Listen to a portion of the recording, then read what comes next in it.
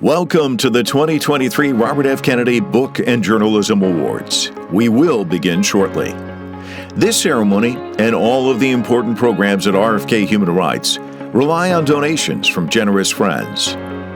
If you enjoy this year's ceremony and would like to see more content from RFK programs, please consider supporting our efforts. Scan on the QR code on your screen to donate.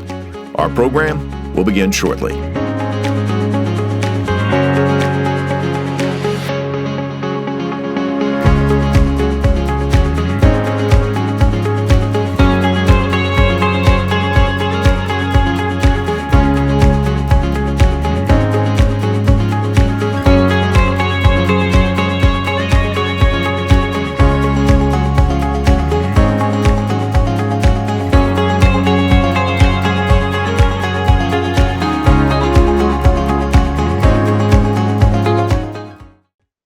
Hi, everyone, and welcome to the 2023 Robert Francis Kennedy Book and Journalism Awards. We want to thank you so much for joining us, and we also want to offer a special thanks to the Mortimer B. Zuckerman Foundation for its generous gift, which makes these awards possible. In a moment, we will be talking about the winning journalist pieces. We want to warn you before we do that some of these stories were extremely difficult to cover, and as a result, they will be difficult to watch. So please be advised that some of what you see and hear in the next hour could be disturbing. Later in the program, I'll be back to announce this year's winner of the RFK Book Award. An awful lot has happened since we last spoke at our awards ceremony a year ago. For the first time in American history, an American ex-president was indicted. The Supreme Court brutally rolled back women's rights, and the International Criminal Court issued war crimes charges against Russian President Vladimir Putin. I now have the honor of turning to our champion journalists. These are people who spent the last year performing an astounding public service, not only for the United States, but for all the world. They operated in dangerous places. They risked their lives always to bring us crucial stories. This is great journalism celebrated on a historic day. 30 years ago, the United Nations General Assembly proclaimed this to be World Press Freedom Day. And so what better day to honor the ideals of the late Senator Robert Francis Kennedy? To help kick off our program, I'd like to introduce the author, the attorney, the activist, the president of Robert F. Kennedy Human Rights, my definition of a great global citizen, the daughter of the late senator, and a dear friend of mine, Carrie Kennedy. Carrie? Thank you, Michael, Peggy, and our wonderful judges, and thanks to all of you for joining us today to honor the journalists and authors who put their hearts and lives on the line for one of America's greatest institutions, a free, fearless, and independent press. The commitment of reporters and writers here at home and abroad exemplifies our most basic and honored values as a nation. By prioritizing truth, accountability, and justice, a free press is the foundation of our democracy and a bulwark against repression. In 1961, my father deliberately chose to give his first speech as Attorney General to the American Society of Newspaper Editors. He said, in a world where peace is our greatest endeavor, it is tremendously important that the American public get an accurate picture of what is happening. And I don't know of any better way than by newspapers digging into the government, finding out what is going on, and reporting it accurately. That's precisely what the RFK Journalism Awards are all about. These awards were founded in 1968 by the reporters who covered Daddy's presidential campaign to recognize journalists brave enough to speak truth to power. The RFK Book Awards were founded 12 years later with the proceeds from Arthur Schlesinger's great biography, Robert F. Kennedy and His Times. Every year, it seems the jobs of reporters, photographers, and editors get tougher. The news cycle is faster, the cuts are deeper, and the critics are louder. Journalism today is the most dangerous job on earth, literally. Today, we stand with Evan Gershkovich, imprisoned in Russia, who, as the Wall Street Journal stated, is a reporter in the hallowed tradition of risking it all to get a story. Today, we echo the words of Dominion Voting System CEO following the settlement of the election defamation suit against Fox News. Lies have consequences. As we prepare for the 2024 presidential election, the country seems to be headed towards an impossible choice in the Republican nomination. Donald Trump has vilified the press as the enemy of the American people, and Florida Governor Ron DeSantis is working to make it easier for public figures to successfully sue news outlets for defamation. Schools and libraries are under attack. They've been harassed, threatened, and labeled groomers and pedophiles, while many librarians have been fired, forced to resign, or quit. Some are fighting back, like Martha Hickson in New Jersey, Amanda Jones of Louisiana, and Suzette Baker and Carolyn Foote in Texas. In 2022, there were over 1,300 attempts at book banning in our country. Politicians and parents are deciding what everyone else's children should and should not read. That is why we joined the Unite Against Book Bans campaign founded by the American Libraries Association. Defending a free press and protecting civic space have been at the core of our work here at Robert F. Kennedy Human Rights for the last 55 years. Recently, the Inter-American Press Association announced RFK Human Rights will win the Chapultepec Grand Prize for our efforts to protect press freedom. Across Latin America and Africa, RFK Human Rights lawyers partner with local activists and sue governments that target members of the press. 5 years ago, we won the first case in the history of Latin America holding a government accountable for the assassination of a journalist. Our case before the United Nations Working Group on Arbitrary Detention led to the release of Egyptian Al Jazeera journalist Mahmoud Hussein, a scapegoat in one of the world's most oppressive countries for press freedom and human rights. Our lawyers successfully obtained redress for the family of Mexican journalist Alfredo Jimenez Mota, who was forcibly disappeared in 2005 after his reporting on drug trafficking. Our case before the Inter-American Commission on Human Rights on behalf of slain Cuban activist Oswaldo Paya presents a unique opportunity to show the world that an authoritarian regime cannot snuff out a voice of freedom. Journalists, authors, and those who protect them, you are beacons in the darkness. You are voices of hope and freedom. Today, we celebrate your invaluable contributions, keeping us engaged and informed in these complicated, challenging times. Thank you and congratulations. Thanks, Carrie. World Press Freedom Day is a day when we can recognize the risks journalists take each and every day to get the story. 67 journalists died in 2022 doing their job, covering the fighting in Ukraine, the civil unrest in Haiti, and the violent danger in Mexico. Today is a day that reminds us that vibrant, fearless, aggressive free press is vital. It protects us and our institutions and keeps our democracy strong. During the next hour, we will take you to Ukraine to show you journalists painstakingly documenting alleged war crimes. We will celebrate the type of journalism that requires FOIA requests and working with sources for lengthy periods of time, building trust until there is a breakthrough and they finally agree to tell their story.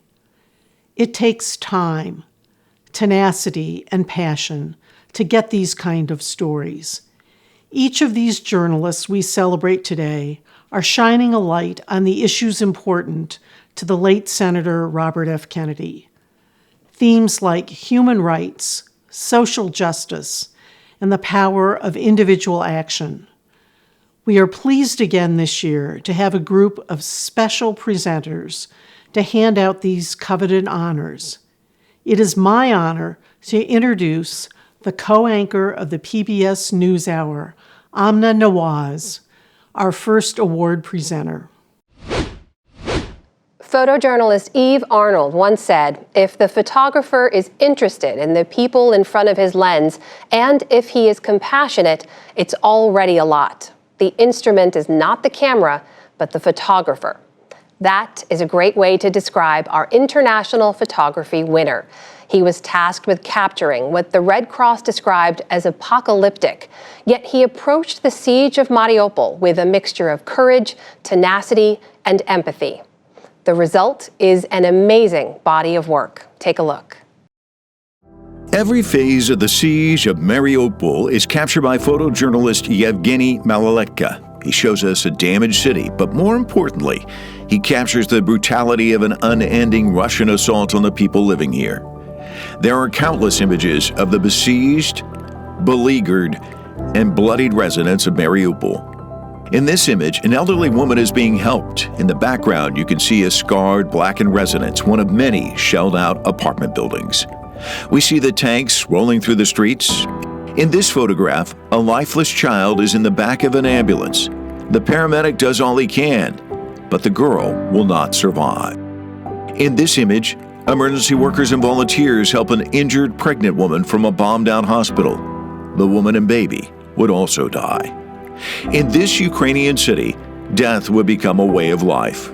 We see hastily dug mass graves. The survivors have little to eat and often find themselves huddled in a shelter, wondering if they'll even make it through another day. You see the harsh realities of war in all of Maloletka's work. These children are warming themselves in a blanket. Their eyes tell us so much. They are too young to know to look away, so they take in all the horrors. And as you look at this photo, you wonder what will happen to them, their city, and Ukraine.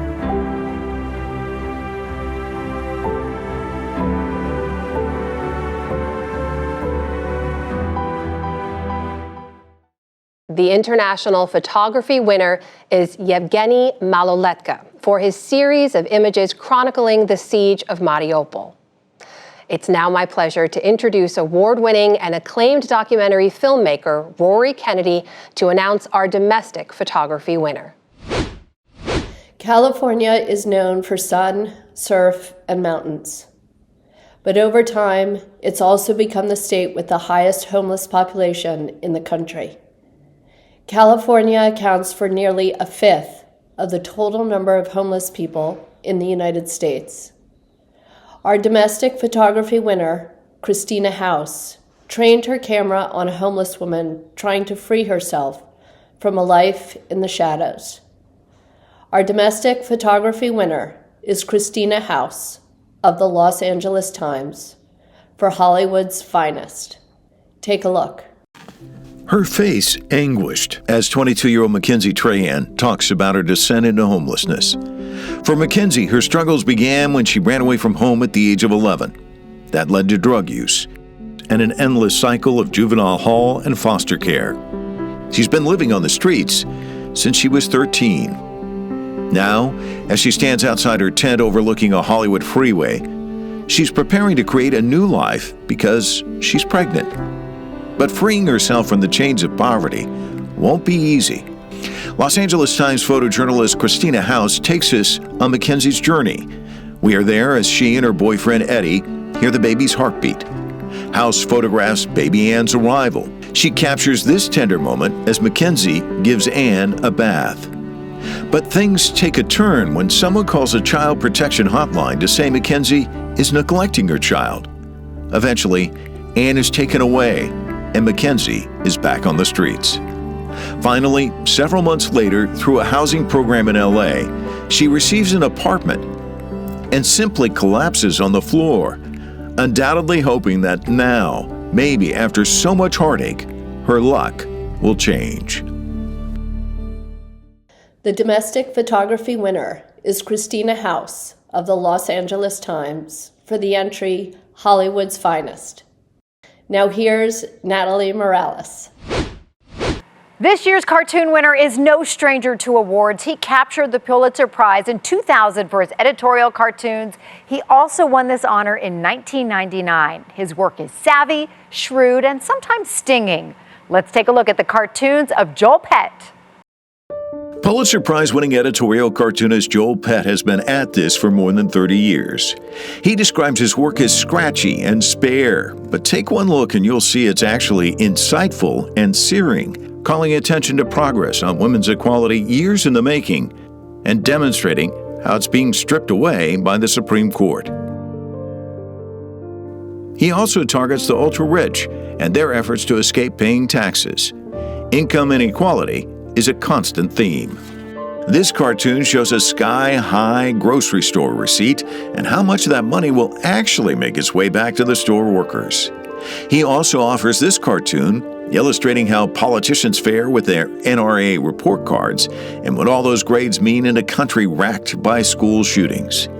He uses his platform to call out hypocrisy, and he asks us to look around and take a minute just to think. He's a cartoonist always looking to give a voice to the voiceless. When flooding hit Kentucky, he summed up what we already knew, that the recovery will be much harder for the poor. And when there is tinkering with the economy, again, it's the poor who will suffer. In this panel, there's the explanation. Inflation hurts the poor. To curb inflation, raise interest rates. That will cool the economy, slow spending, and also hike unemployment and slow wage gains, which, wait for it, hurts the poor. As Pett points out, these are features of the system, not flaws in it. Our cartoon winner is Joel Pett of the Lexington Herald-Leader. Congratulations on a collection of amazing editorial cartoons. And now it is time to salute our radio award winners. The shocking police killing of Breonna Taylor in 2020 sparked a heated debate about police reform. Taylor was killed as police carried out something called a no-knock warrant. Those are search warrants where police don't have to knock on the door and announce their presence. Our award-winning radio entry takes a deep dive into this aggressive police practice. The Washington Post team examined more than 2,500 no-knock warrants in 30 states. What did they find? Since 2015, at least 22 people have died at the hands of police who were serving these kinds of warrants. Experts have said for some time that people of color are often disproportionately targeted with these extreme measures. Here's a sampling of the Washington Post's landmark 6-part podcast, Broken Doors. I'm Jen Abelson. And I'm Nicole Dumka.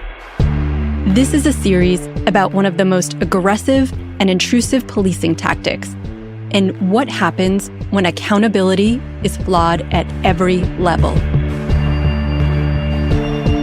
Aggressive no-knock raids like this one have been going on for decades. We wanted to understand more about what it took to get a no-knock warrant and what actually happens during and after these raids. What they learned after reviewing 2,500 no-knock warrants in 30 states is that 22 people have been killed since 2015 by law officers carrying out these raids. It shows that people of color are often the targets of these questionable police tactics. It also demonstrates that no-knock warrants often are responsible for a legacy of terror and trauma for the people subjected to them.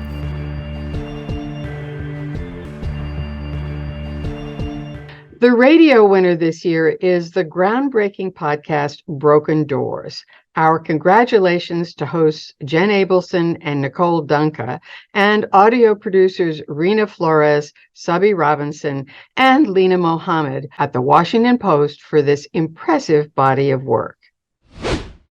Our award-winning domestic television documentary is the story of one mother's quest to track down the first person ever diagnosed with autism. She finds him and tries to learn whether his life story holds promise for her own autistic son. The film shows that individuals on the spectrum can experience everything from cruelty to kindness and that acceptance often depends on race, money, and privilege. Here's a sampling of our domestic television winner in a different key. I've always known Don. I don't remember not knowing Don. We knew that Don was a little different, but what it was, we didn't know. Donald Triplett is strolling down a rural road in Mississippi, but he's already walked his way into the medical history books. He is the first person to be ever diagnosed with autism. At the time, autism wasn't even a word. In a different key tells the story of Dawn. It also asks the question, in a society that continues to fail autistic people daily, why did one small town in the Deep South embrace someone others would deem as different? In the town of Forest, Mississippi, Donald is a beloved fixture. Hey, Shelby Welby. Hey, Nat the cat. Well, hi, Don Darwin. Hey, Chandler the plant. It's a far cry from the startling record of cruelty, pain, and heartache endured by people on the spectrum, then and now. This story is personal for documentary filmmaker Karen Zucker. She's hoping Don's life story holds promise for her son, Mickey, who is also on the spectrum. Using that personal window to tell the story, she branches out to cover important themes like access to healthcare and the sting of stigmatization. I only knew that I was different and that different was bad. You're weird, you're a freak, you're a retard, you're a loser, you're ugly. These were the things that I heard on a daily basis. We also see how racial and ethnic disparities create additional barriers and challenges for people of color. I couldn't get access to a diagnosis. I knew to the core of my soul that he had autism. I mean, we had every red flag possible, and we still couldn't manage to get a diagnosis. We went to the pediatrician several times, and we got the same type of response that most families get, especially Black families, which is our boys are, they're a little slow. He's slower than other kids, maybe. You know, he'll catch up. In a Different Key is a powerful and important film that examines autism and the response from society from every conceivable angle. We meet people just asking for a sense of belonging, and we find an answer in a small town that greeted the first person with autism with love and a warm embrace. I was just so drawn to him and this community. I wanted to figure out, how did they get it right? Because they really did get it right.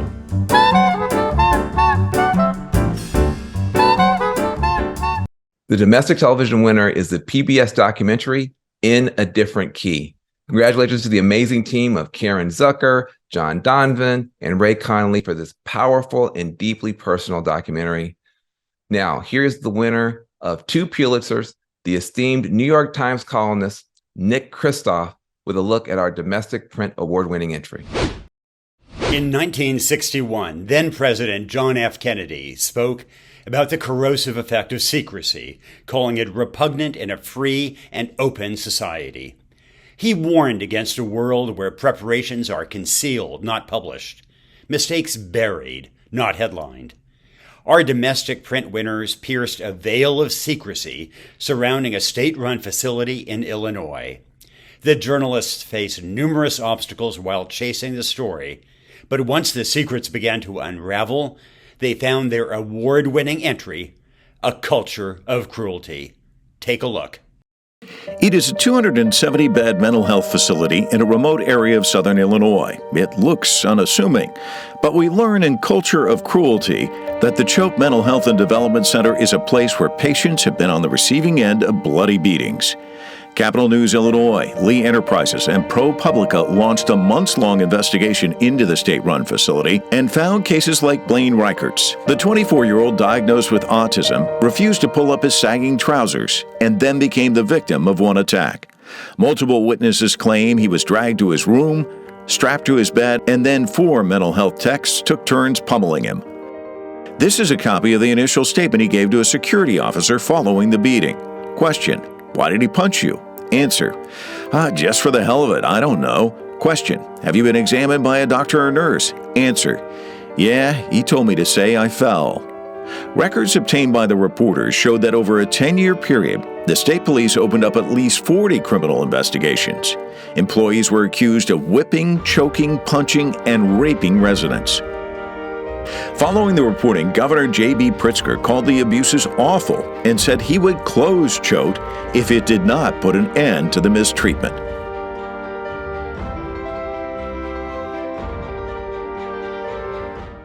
The domestic print winner is the team from Capital News, Illinois, Lee Enterprises, and ProPublica for Culture of Cruelty.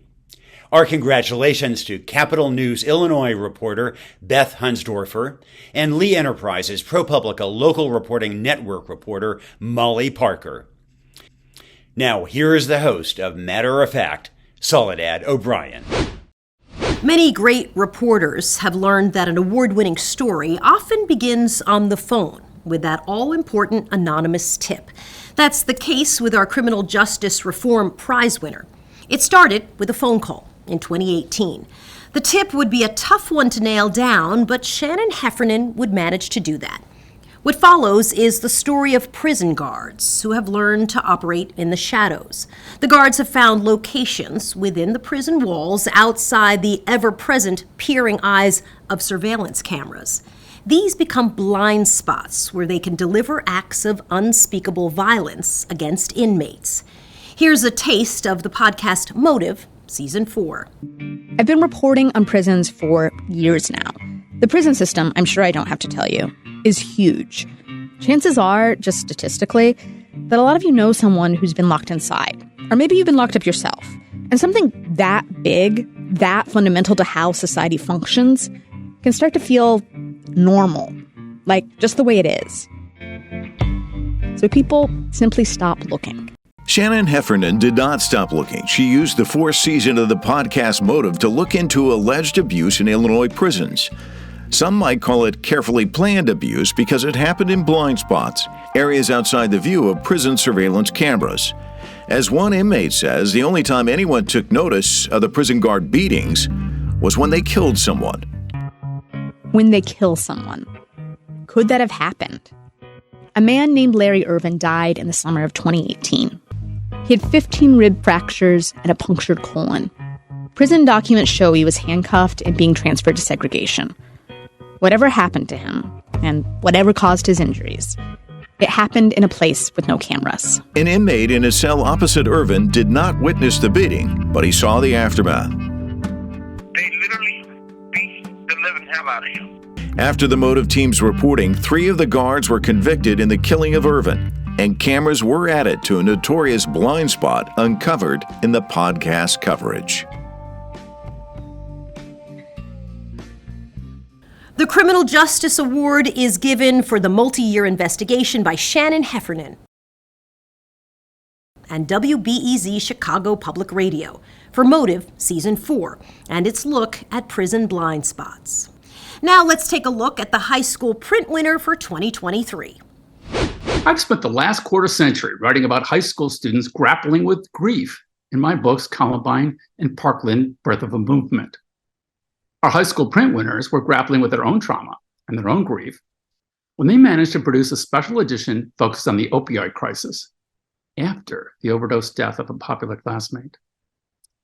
Here's a sampling from our high school print winner, the staff from Nighthawk News Magazine, with their edition on the drug crisis. This is the cover of Nighthawk News Magazine for spring 2022 with a bold headline, The Drug Crisis. Student journalists at First Flight High School in the Outer Banks jumped into action to create a special edition following the death of 18-year-old Riker Clark.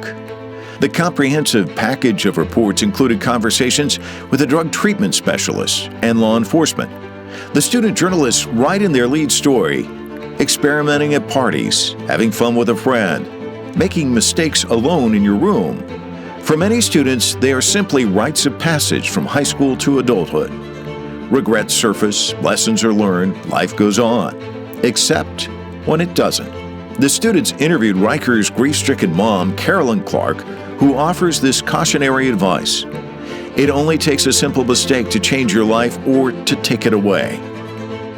The students' powerful package ends with an editorial urging school officials to act to prevent another tragedy by doing more with drug education.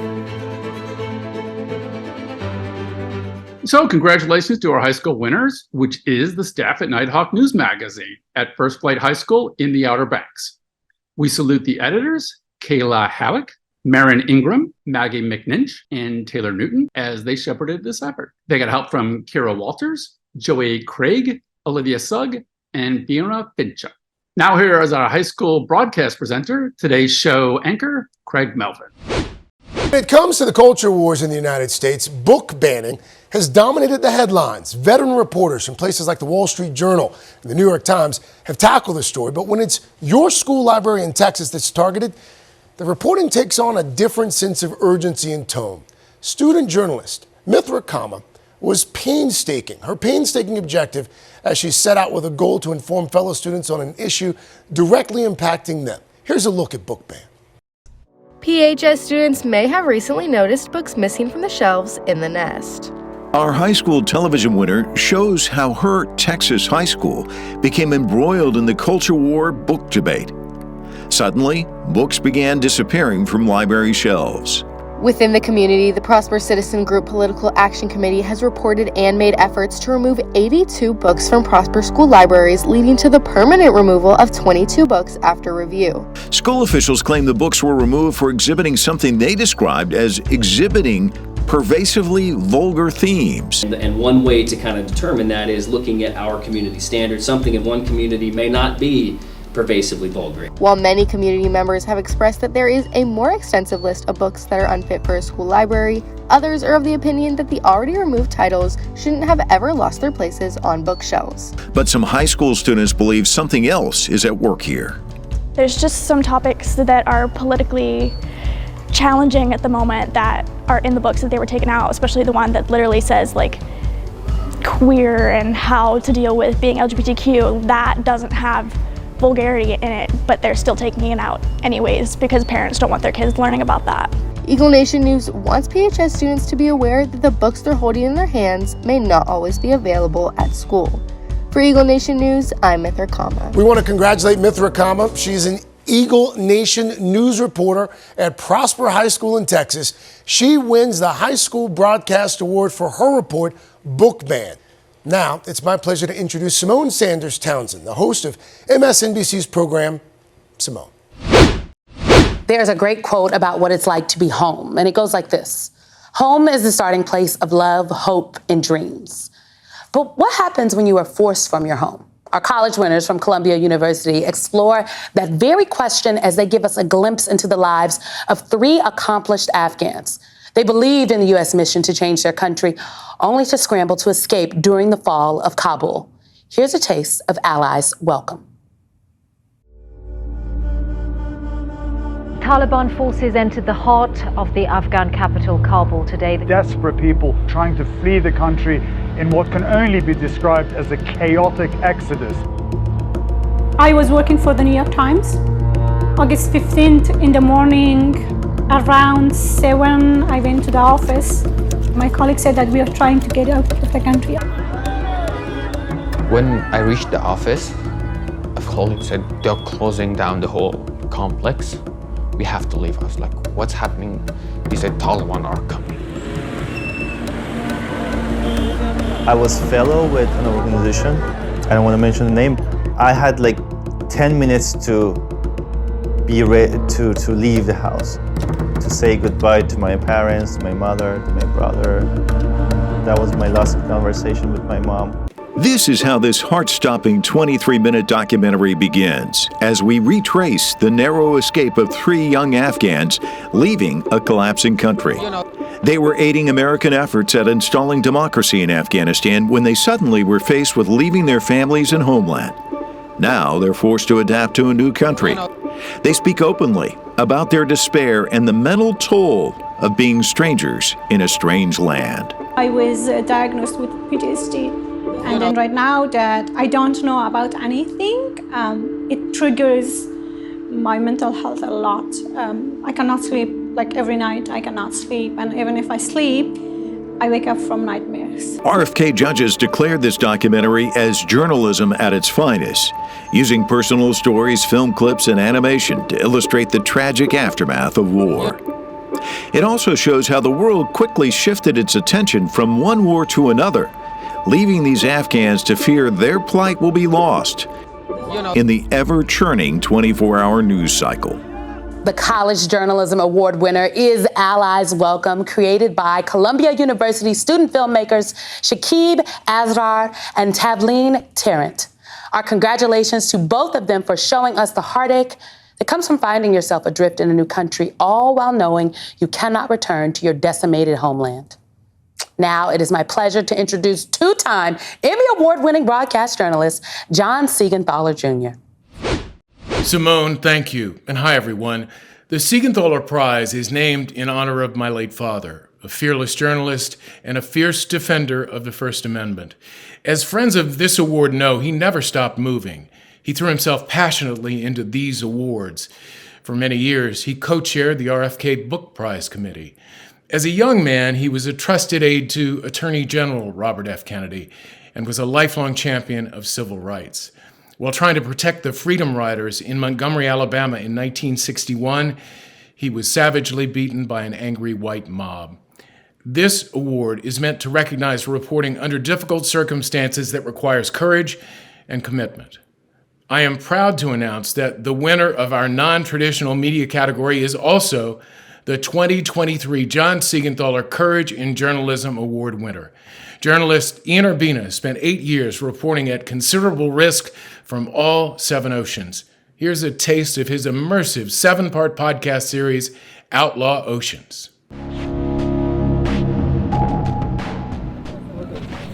Don't take photos. Don't take photos. So I keep the camera down.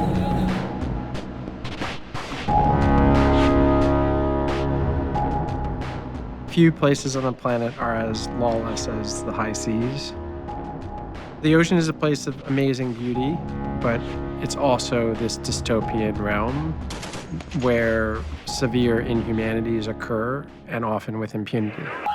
The Outlaw Ocean is a 7-part podcast that was created by a journalist who has reported from 7 oceans and 36 countries. My name is Ian Urbina. I've reported on some pretty mind-blowing stories, but nothing like what happens at sea. Water covers more than 2/3 of the planet's surface. Over 50 million people work at sea, but the vast majority of it is a lawless frontier.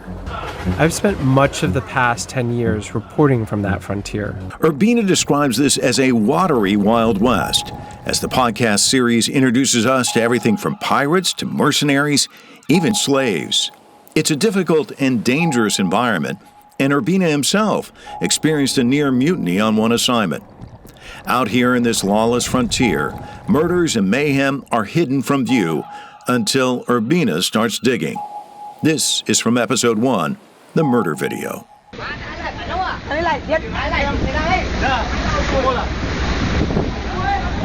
The video came to me from a source at Interpol, and all it had was the subject line, "Brace yourself." Murders at sea. It would be a complicated puzzle with so many questions. Where did it happen? Who was killed? And who did the shooting? Urbina's work is equal parts journalism and detective work.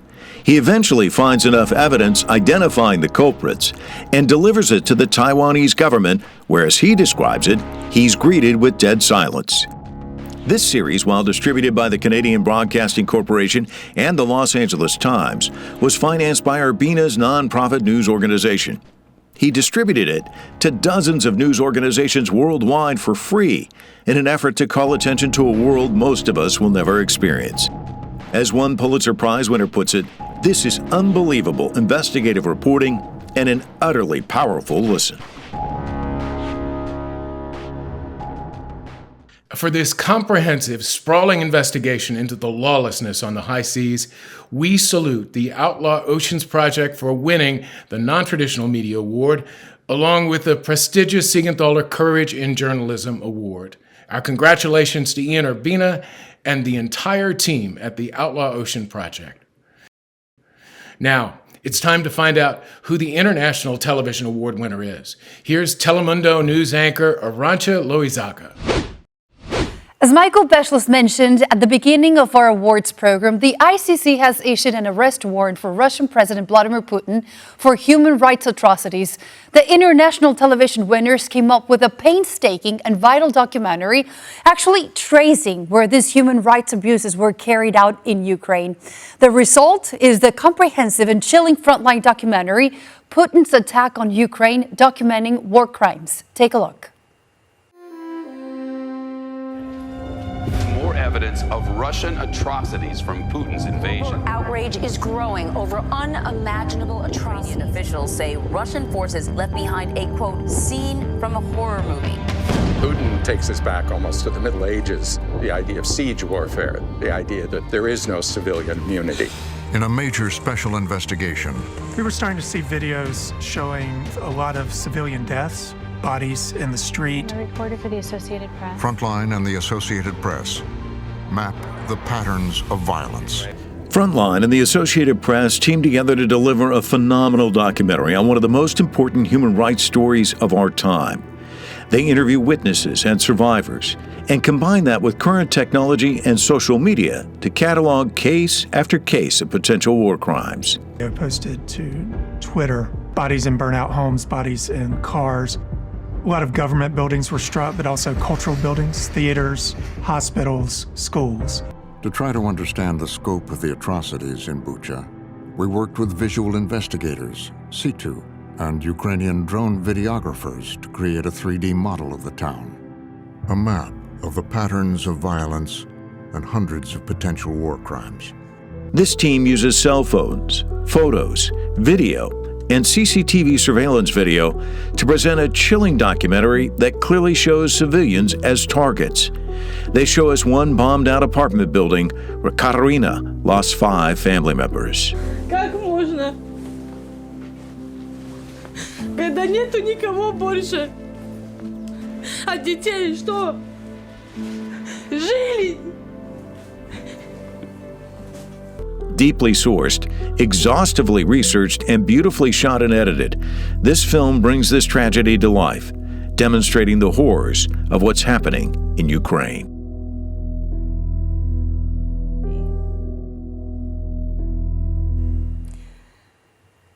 The winner for international television is Frontline and their partners at the Associated Press for Putin's Attack on Ukraine, documenting war crimes. Our congratulations to Thomas Jennings, Annie Wong, Erika Kinetz, and the entire team from Frontline and the Associated Press for this groundbreaking reporting. Now, here's Peggy. Competition has always been a hallmark of journalism. No one wants to get beat on a story. But in recent years, with dwindling staffs and shrinking newsroom budgets, some news organizations have begun partnering to tackle sprawling projects like the Panama Papers. So, not surprisingly, our international print winners are the Associated Press and PBS Frontline for collaborative efforts in illustrating the atrocities suffered by the Ukrainian people, especially last year in the northern Kyiv suburb of Bucha. Here's a look at the work created by the Associated Press and PBS Frontline. Our international print winners provide rich, detailed, and groundbreaking reporting on the horrors inflicted by Russian forces. They are also a vital part of the Frontline documentary, where we meet part of the AP team working on this combined journalistic enterprise. We went there with AP videographer Sasha Stashevsky. He's based in Kyiv and was one of the first journalists to arrive on the scene in Bucha after the Russian retreat. Erika Kinetz plays a key role in both the Frontline documentary and the rich reporting delivered by the Associated Press. We see how she painstakingly pieces together horrific stories like this one, Cleansing Operation in Bucha, which included the abduction, torture, and executions of this line of men captured on CCTV cameras. On March 4th, this group of 9 guys are escorted across the street from number 31 Yablonska to 144 Yablonska at gunpoint. She tracks down Ivan Skiba, who survived the attack. He was taken here to be tortured, shot, and left for dead. He survived. but so many others do not. Frontline and the AP team for detailed exposés like this one, Kill Everyone, demonstrating the Russian violence was strategic. They also created a war crimes database, which continues to document hundreds of potential war crimes that grow with each passing day of the deadly Russian campaign. Our international print winner is awarded to Putin's Attack on Ukraine, Documenting War Crimes. Congratulations to the Associated Press and PBS Frontline. And that brings us to our Grand Prize Award. This year's RFK Grand Prize in Journalism is also awarded to the Associated Press and PBS Frontline.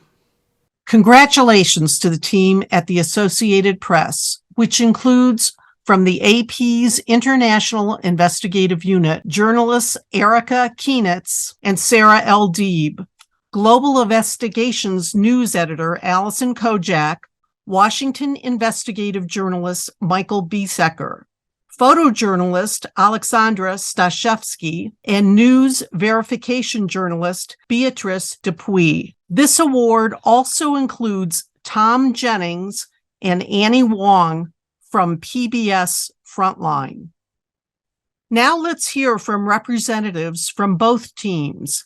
Here's filmmaker Tom Jennings and journalist Erica Kienitz. Hi, my name is Tom Jennings. I'm the director of the documentary Putin's Attack on Ukraine, Documenting War Crimes. I can't thank the RFK Human Rights Organization enough for this tremendous honor. I'm sitting here representing many, many people. We're all thrilled at this honor and can't thank you enough for the recognition of our work. We went to Bucha in April of 2022, not long after the Russians pulled out, leaving behind the bodies of more than 450 men, women, and children. Every victim and survivor we talked to had the same question: why? We spoke with a psychologist at the morgue at Bucha. People asked her the same question, and she told them, make your peace, because some questions just don't have answers. This did not seem correct, because if the violence in Ukraine was random, then no one is responsible. But if there was a pattern, then there was a strategy. And if there was a strategy, someone conceived of that strategy, ordered that strategy, and executed that strategy. By speaking with dozens of witnesses and survivors, analyzing more than 80,000 CCTV videos and over 2,000 audio intercepts of Russian soldiers calling home from around Bucha in the month of March 2022, we were able to demonstrate that Russian violence in Ukraine was strategic and name some of the people who might be held responsible. This project is just the beginning of a much needed analysis and investigation of the kinds of actions that happen when military law and rules of war are not followed. This required a tremendous team effort, and we are so grateful to our partners at PBS Frontline and to everybody at the Associated Press. Ron Nixon, Mary Rajkumar, Jeannie Ohm, Allison Kojak, the whole team at the AP, especially Sasha Stashevsky and Solomia Hera in Ukraine. And finally, a deep thanks to the people of Ukraine who trusted us with their stories, reliving some of their darkest moments so that they could contribute to the public record of what is true. Thank you. Before I go, I would like to thank the dozens of judges who took part throughout the selection process. And I would especially like to single out the distinguished journalists who help us each year by being part of our journalism committee. They are Kimberly Adams, Roberta Baskin, Jennifer Eight Lee, John Sigenthaler Jr., Karen Tumulty. Sadly, we lost one of our longtime committee members, Alicia Shepard, who died of cancer on April 1. She was an award-winning journalist who cared deeply about the First Amendment, underreported stories, and the mission of the RFK Awards. She will be greatly missed. Now, here again is Michael Beschloss. Thank you so much, Peggy, and congratulations to all of our winning journalists. Now it's time to turn to the Book Award.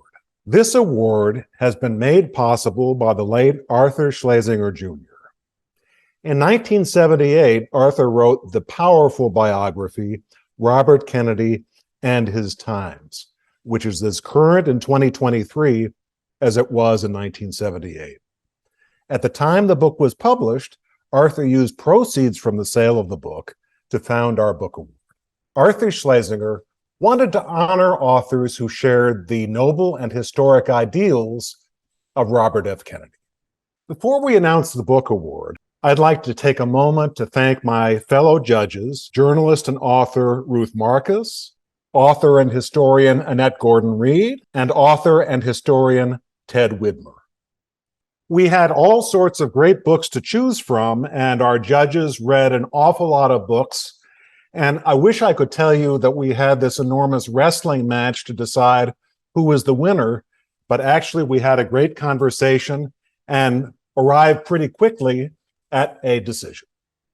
The winner of the 2023 Robert Francis Kennedy Book Award is The Third Reconstruction: America's Struggle for Racial Justice in the 21st Century. This amazing and distinguished work by Peniel Joseph looks at three pivotal moments in American history. I know that almost all of our friends who are watching this are great students of history, and you will have no problem identifying the first and second Reconstruction eras in American history, after the Civil War and during the height of the Civil Rights Movement.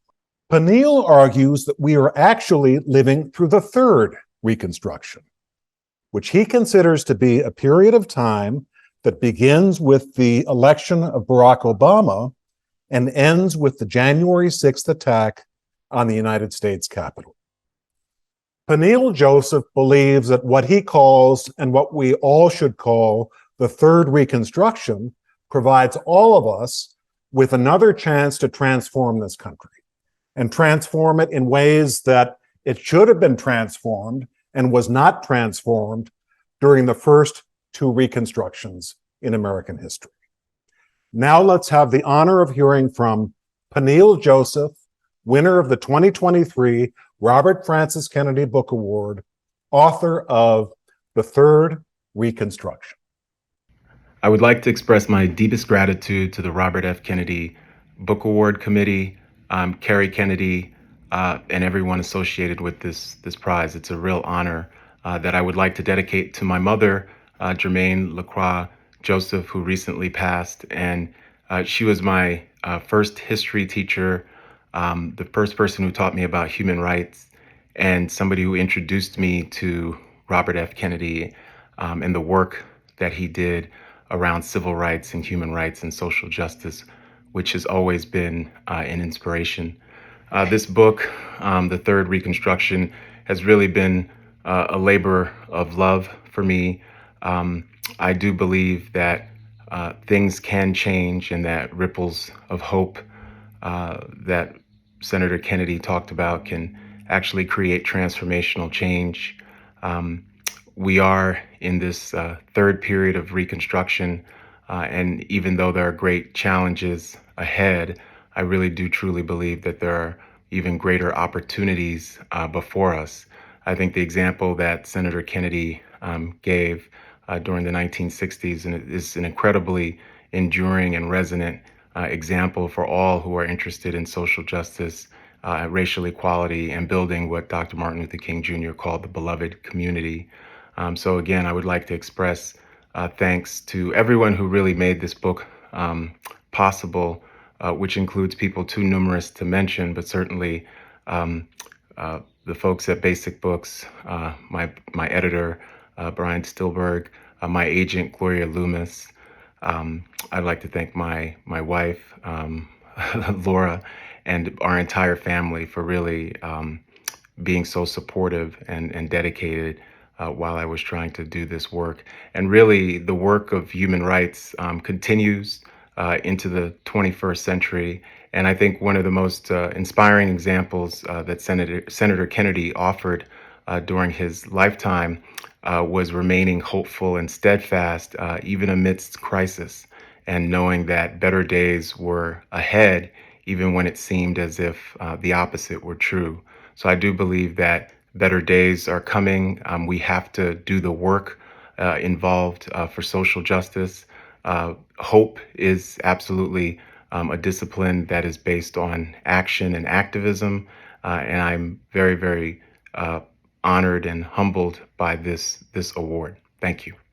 Congrats again to our friend Peniel Joseph, the winner of the 2023 RFK Book Award, for his great book, The Third Reconstruction, America's Struggle for Racial Justice in the 21st Century. That's it. That's the end of our 2023 RFK Book and Journalism Awards. If you'd like to support more programming like this, or if you just want to learn more about RFK human rights, which I highly recommend, please go to the website listed now on the screen, or simply scan the QR code. Thanks again for watching the 2023 RFK Book and Journalism Awards. Hope to see you again next year.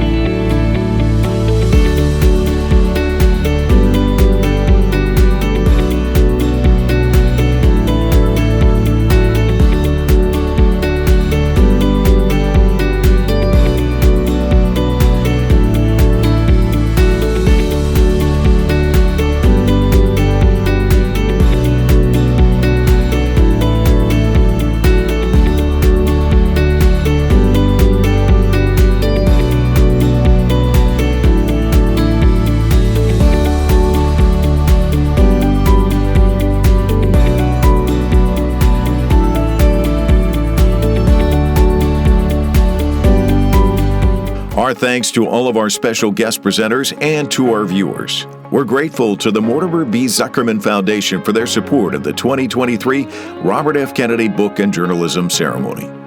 To learn more about the important work of RFK Human Rights, we invite you to go to our website, rfkhumanrights.org. Once again, if you would like to support our global efforts, feel free to scan on the QR code that appears on your screen.